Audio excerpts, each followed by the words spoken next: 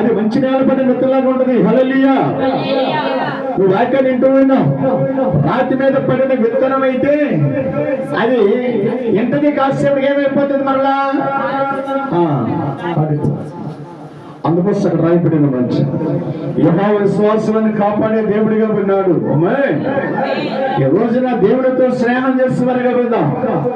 ఈ లోకంలో అనేక దురాలోచన చేతను దేవునికి అవ్యతిగా జీవించే మన జీవితం వరకు ఆలోచిస్తే ప్రభుత్వంగా ప్రేమైన సంగమా అది జాగ్రత్తగా ఉంటూ ఉండాలి మనము. అందుకోసమే కొన్నిసార్లు ప్రార్థనలు ఎందుకు కలిగి ఉండాలంటే ప్రార్థన కలిగి ఉండాలి.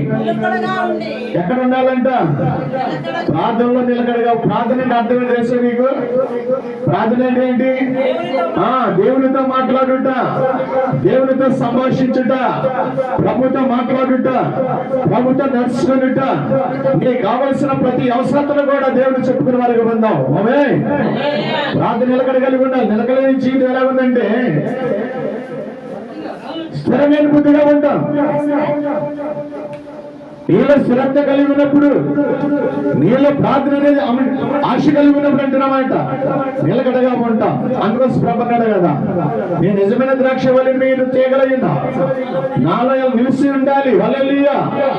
యేసులో ఉండే ఫలవంతమైన ఆశీర్వాదాలు పొందుకుంటాం. విషయం తెలుసా? క్రీస్తులో నువ్వు జీవిస్తే, యేసులో నువ్వు అంటగట్టబడితే నీ కుటుంబం దీవించబడుతున్నది, నీ కష్టాన్ని దీవించబడుతున్నది, నువ్వు చేసే చేతి కష్టపడి దేవుడు దీవించబడునుగాక. ఆలోచించండి. 2 నిమిషాలు జ్ఞాపకం చేసుకుని. ఒకటి, విశ్వాసుల భ్రష్టులతని కారణం ప్రార్థన లేదు.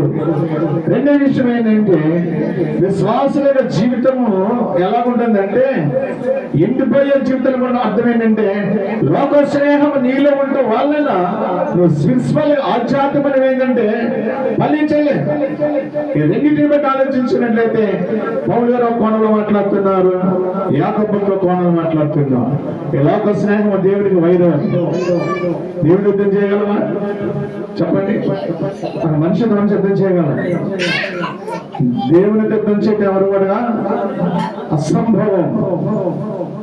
ఆయన సమస్తం సాక్ష్యమే.